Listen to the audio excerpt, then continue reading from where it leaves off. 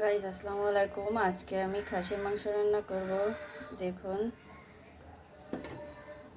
পেঁয়াজ ভেজে নেব বেরেস্তা করে। এই হলো খাসির মাংস। দেখুন, এই যে নলা নলা খাসির মাংস। আর তার জন্য আমি এই যে মশলা নিয়েছি, আদা, রসুন, জিরে, পেঁয়াজ, ধনে গুঁড়া, ঝাল পেঁয়াজ, আর এই যে লবণ, হলুদ। আর এর সাথে আজকে কাঁচামরিচ দিব, দিয়ে আজকে এই খাসির মাংস রান্না করব। আর তার জন্য এখানে আমি শাহি যেতে হবে, এখানে জয়ত্রী জয়ফল গুঁড়ো ভেজে গুঁড়া করা আছে, এই দিয়ে আজকে রান্না করব। পেঁয়াজের ভিতরে হালকা একটু চিনি দিয়ে দিচ্ছি যাতে এটা মচমচে হয়। এই পেঁয়াজ আমি এর ভিতরে দিয়ে দিচ্ছি, পেঁয়াজ বেরেস্তাটা। এখন আমি এই মশলাটা দিয়ে দেব।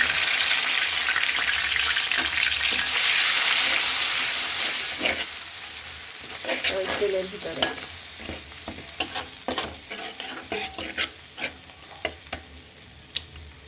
মশলাটা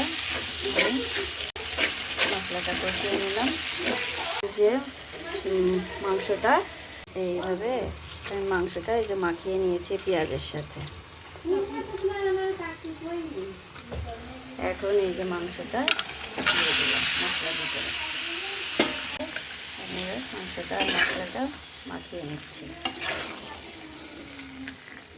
গাইজ, আপনারা এইভাবে রান্না করে খেয়ে দেখবেন, খুবই সুস্বাদু হয়। এরপর এই যে গরম মশলা দিয়ে দিলাম,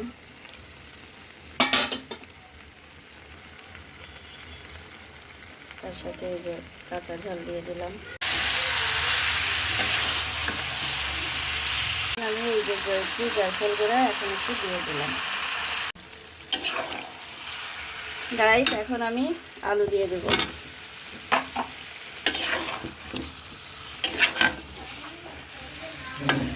এবার আমি সামান্য একটু চিনি দিয়ে নিচ্ছি আর একটু লবণ দেব, দিয়ে আমি আবার কষাই নেব।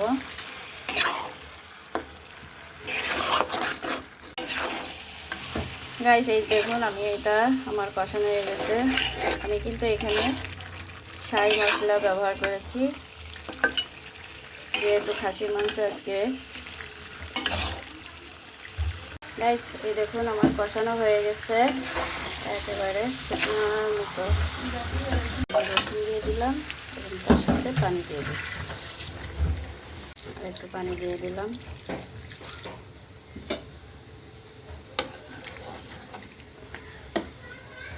দেখুন কি সুন্দর রং আসছে। ঢেকে দিলাম।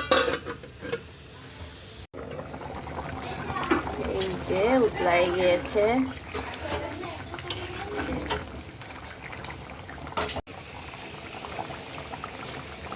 এই যে রান্না প্রায় শেষের দিকে।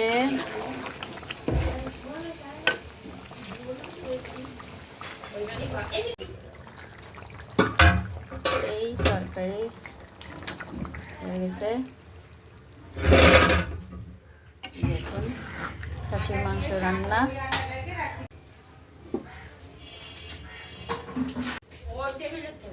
এই আমার তৈরি হয়ে গেল খাসির মাংস, শাহি খাসির মাংস। গাইস, ভালো লাগলে লাইক করেন, শেয়ার করেন, সাবস্ক্রাইব করে দিয়েন। ভালো থাকবেন, ধন্যবাদ সবাইকে।